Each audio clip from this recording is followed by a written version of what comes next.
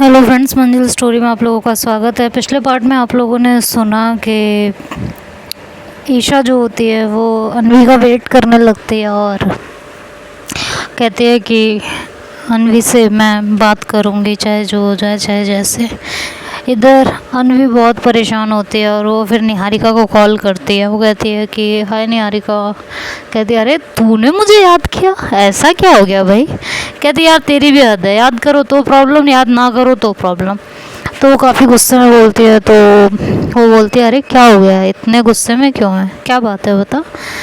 तो कहती है यार ऐसी ऐसी बात हो गई है और वो कृति अन्वी की फ्रेंड निकली। समझ नहीं आ रहा है कुछ कि क्या किया जाए। मैं ना एकदम ऐसा लग रहा है पागल हो जाऊंगी। हाँ, मेरा तो दिमाग चकरा गया है। तो निहारिका कहती है क्या, एक सेकंड, कृति रिया है। तो कहती है तू तो ऐसे कह रही है जैसे रिया को जानती है। कहती तू ही तो बता रही है रिया उसकी फ्रेंड है। तो कहती है हाँ मतलब वो उसके साथ कहीं कोचिंग करती थी। तो कहती है यार तेरी ज़िंदगी की है क्या, मुझे ये बता दे। जो नहीं होना होता वो हो जाता है तेरे साथ। तो मुझे भी नहीं पता मेरी ज़िंदगी क्या है।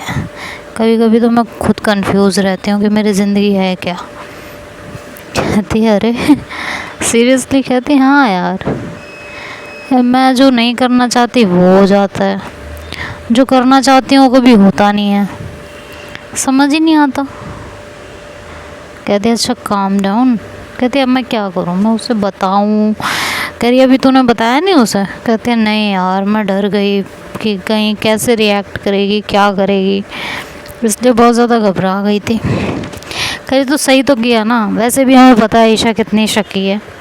तो इससे पहले निहारिका कुछ कहती, अन्वी का फ़ोन स्विच ऑफ हो जाता है। तो अन्वी हेलो हेलो करते कहती यार इसने फ़ोन ही काट दिया। फिर वो अपने फ़ोन की तरफ देखती है तो उसका फ़ोन स्विच ऑफ होता है।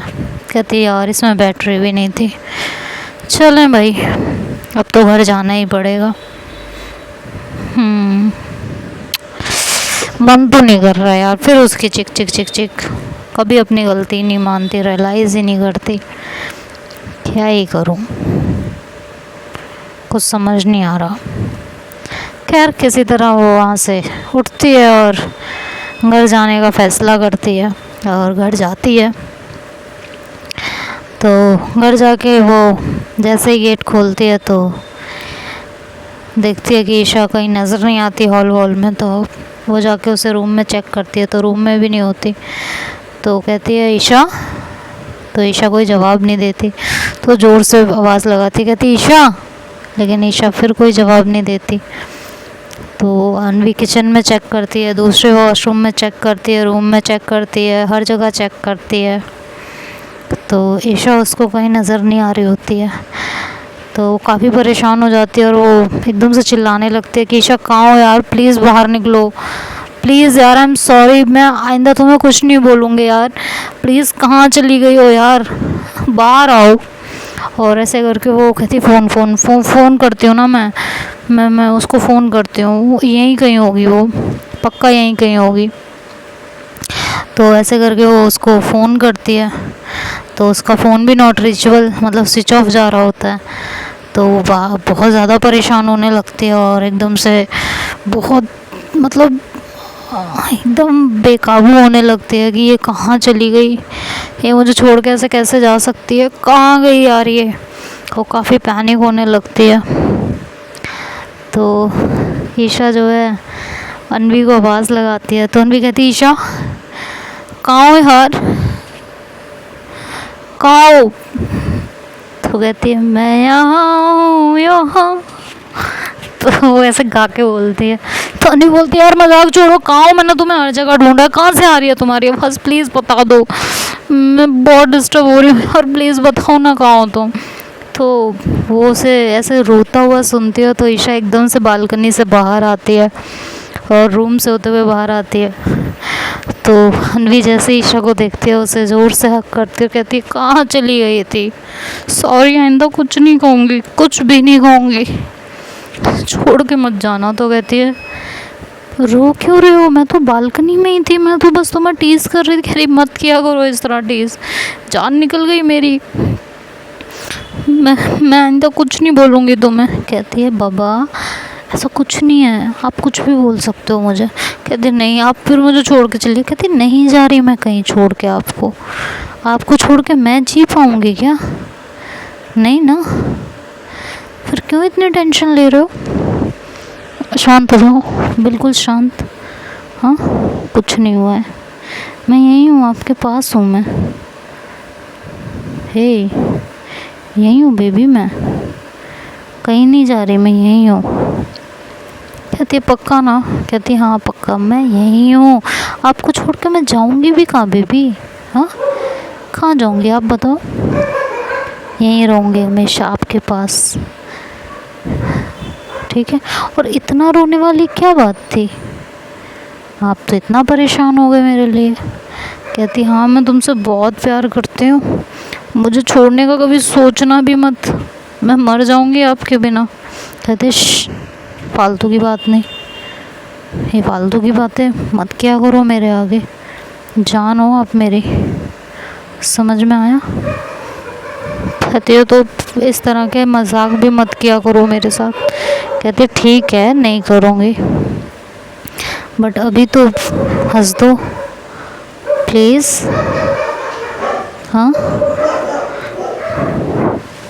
ईशा को इस कंडीशन में, अनवी को इस कंडीशन में देख के ईशा काफ़ी परेशान हो जाती है। कहती है यार ये मुझसे कितना प्यार करते हैं और मैं हर वक्त कुछ ना कुछ उल्टी सीधी हरकतें करती रहती हूँ, पागल हो गई हूँ मैं भी, क्या ही करूँ मैं अपना।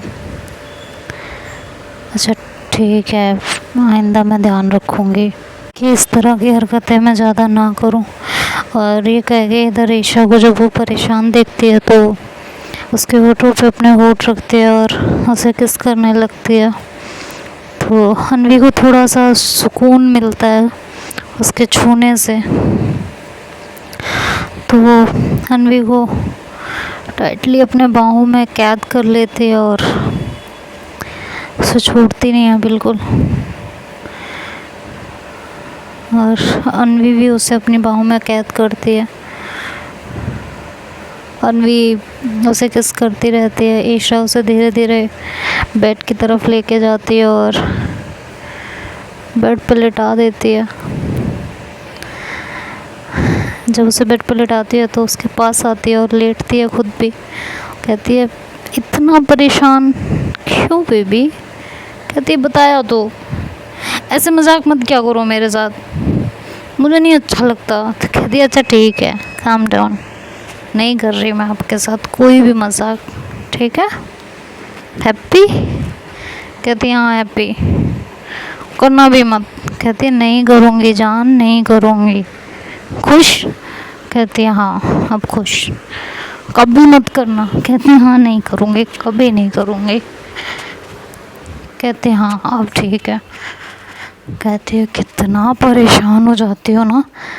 कहती हाँ तो हो जाती हूँ, प्यार करती हूँ तुमसे, हो जाती हूँ परेशान, बहुत हो जाती हूँ।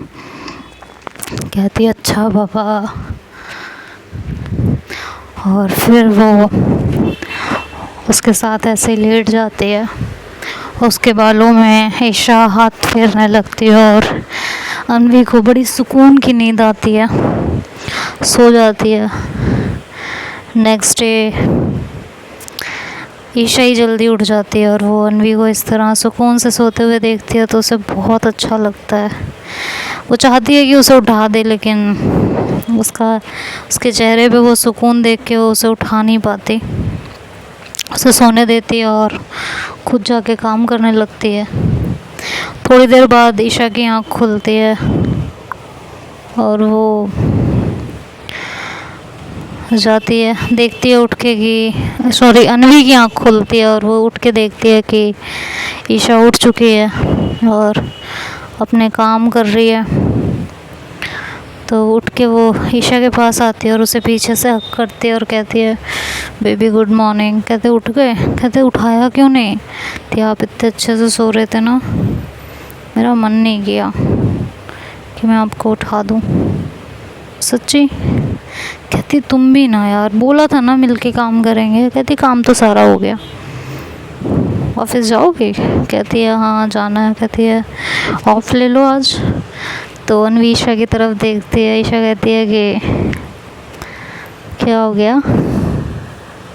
कहती है तुम मुझे ऑफ लेने के लिए कह रही हो? कहती है हाँ। क्यों, मैं नहीं कह सकती?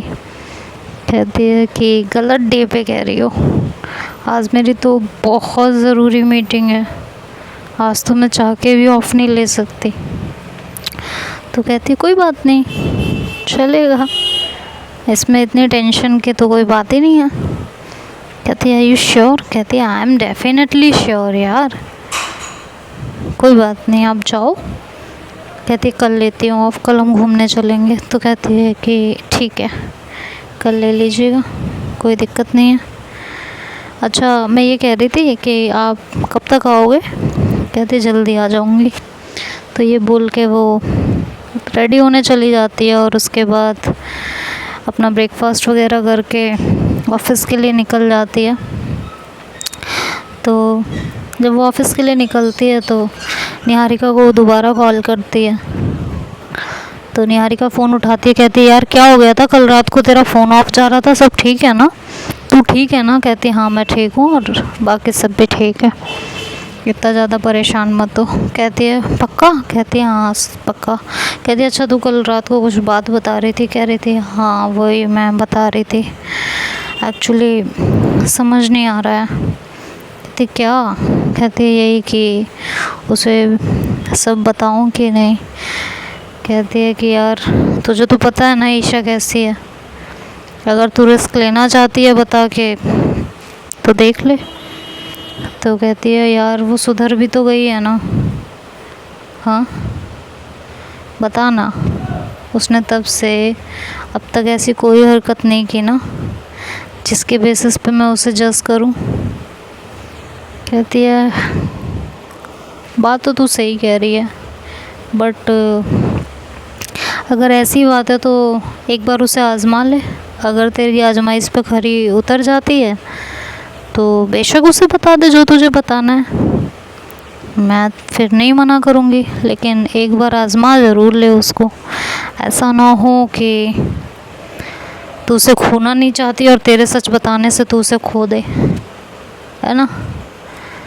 क्योंकि वो ईशा है, तो उसे बताएगी कि रिया तेरी एक्स है, भले ही उसे कितना भी तेरे एक्स के बारे में पता हो, वो ये ना सोच ले कि तूने जानबूझ के सब किया, उसे उसकी लाइफ में भेजा। कुछ भी सोच सकती है, वो ईशा है, ठीक है, वो कुछ भी सोच सकती है। या कल तूने जो है जानबूझ के उसे चाय बनाने के लिए भेज दिया, या तू उसे छोड़ने बाहर जानबूझ के गई थी क्योंकि वो तेरी एक्स थी, अब तुम दोनों के बीच चक्कर चल रहा है, कुछ भी सोच सकती है वो बताने के बाद भी। इसलिए कह रही हूँ कि उसे बताने से पहले एक बार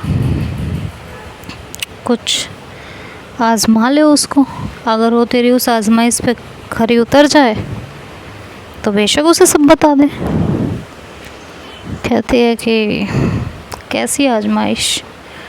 कहती है कुछ भी कर ले। तो कहती है तो तू ही एक काम कर दे। कहती है क्या? कहती है कि तेरे पास दूसरा नंबर भी है ना? कहती है हाँ है। तो कहती है उस नंबर से मुझे मैसेज करना, कुछ फ्लर्टी मैसेज, ठीक है? और उस फ्लर्टी मैसेज से पता चलेगा, जब वो देखेगी मैं जानबूझ के उसको दिखाऊंगी और देखती हूँ कि अनवी कैसे रिएक्ट करती है, ठीक है? कहती है ठीक है। सॉरी, ईशा कैसे रिएक्ट करती है? कहती है ठीक है, ऐसे करके देख ले, मर्ज़ी है तेरी, जैसे तुझे करना है वैसे कर ले। कहती है हाँ यही सही रहेगा, तू मैसेज ही कर।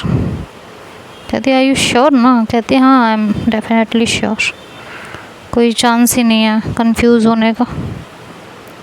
कहती है कि फिर ठीक है, मैं करती हूँ मैसेज, कब करना है?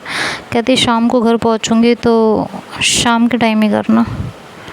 कहती है कि चल ठीक है, शाम को मैसेज करती हूँ मैं तुझे। कहती है हाँ अगर इस मैसेज का क्या रिएक्शन आता है, कैसे रिएक्ट करती है, तो उस पर डिपेंड होगा कि मैं उसे वो सच बताऊं या नहीं। कहती है ठीक है।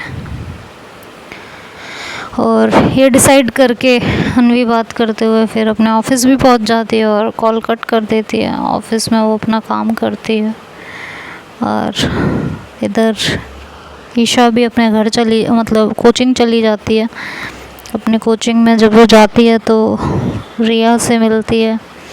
रिया जब उसको देखती है तो वो ईशा के पास आती है और कहती है कि आई एम सॉरी ईशा, मैंने कुछ ज़्यादा कर दिया, मुझे इतना नहीं करना चाहिए था। आई एम रियली सॉरी, मैंने सच में बहुत ज़्यादा कर दिया। तो रिया बोलती है कि आई एम ऑल्सो सॉरी यार, मैंने कुछ अजीब बिहेव किया था, बट एक्चुअली मुझे मेरा पास्ट याद आ गया था और इसलिए मैं थोड़ा सा कॉन्शियस हो गई थी और कोई बात नहीं थी। I am also sorry. तो कहती है या मैं समझ सकती हूँ, मुझे भी यही लगा था, ठीक है कोई बात नहीं, और मैंने जिस तरह बिहेव किया उसके लिए आई एम सॉरी। तो रिया भी कहती है कि आई एम ऑल्सो सॉरी यार, इट्स ओके, तुम ज़्यादा टेंशन ना लो, ओके। तो कहती है कि ठीक है।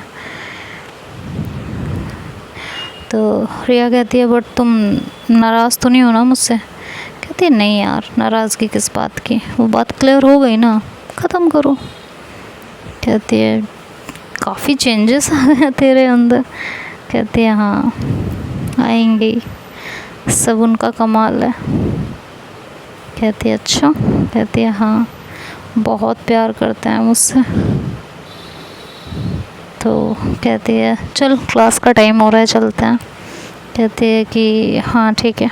और फिर ये लोग क्लास के लिए निकल जाते हैं। अपनी वो कोचिंग अटेंड करती है और इधर अनवी अपना पूरा काम ख़त्म करती है और इधर ये अपनी कोचिंग ख़त्म करके घर आती है और अनवी भी थोड़ी देर बाद ऑफिस से निकलती है घर आने के लिए। तो जब वो घर आती है तो वो निहारिका को कॉल कर देती है कि इतनी देर में मैं घर पहुंच जाऊंगी, तो उस हिसाब से तू मुझे मैसेज कर देना। तो कहती है कि ठीक है, मैं तुझे इसके अकॉर्डिंग मैसेज कर दूंगी। तो कहती है कि ठीक है, और ये बोल के फिर वो अपने घर चली जाती है और निहारिका टाइम का वेट करने लगती है कि वो कब घर पहुंचेगी, कब मैं उसको मैसेज करूंगी। तो अब आगे क्या होगा, जब निहारिका मैसेज करेगी तो क्या क्या गुल खिलेंगे, कैसे कैसे गुल खिलेंगे, हमारी ईशा क्या रिएक्ट करेगी और उसका क्या रिएक्शन आएगा, अनवी उसे सच बताएगी कि नहीं बताएगी या सच छुपा लेगी, ये तो अब मैसेज के रिएक्शन के बाद पता चलेगा कि ईशा का रिएक्शन क्या आता है। और मुझे भी लगता है कि अनवी ने बात जो छुपाई है कहीं ना कहीं तक उसका रीज़न ईशा ही है, क्योंकि जब तक हम अपने रिलेशनशिप में वो फेथ नहीं पाते कि हम कुछ भी बताएंगे तो हमारा पार्टनर हमें समझेगा, ठीक है गुस्सा करेगा या जो भी है, वो हमें छोड़ के नहीं जाएगा या कुछ इस तरह से रिएक्ट नहीं करेगा कि ज़िंदगी ख़राब हो जाए, तो तब तक वो ट्रस्ट नहीं बिल्ड होता कि हम उससे अपनी सारी बातें शेयर कर पाएँ। तो अब आगे क्या होगा ये तो आने वाला वक्त बताएगा और नेक्स्ट पार्ट में सुनेंगे।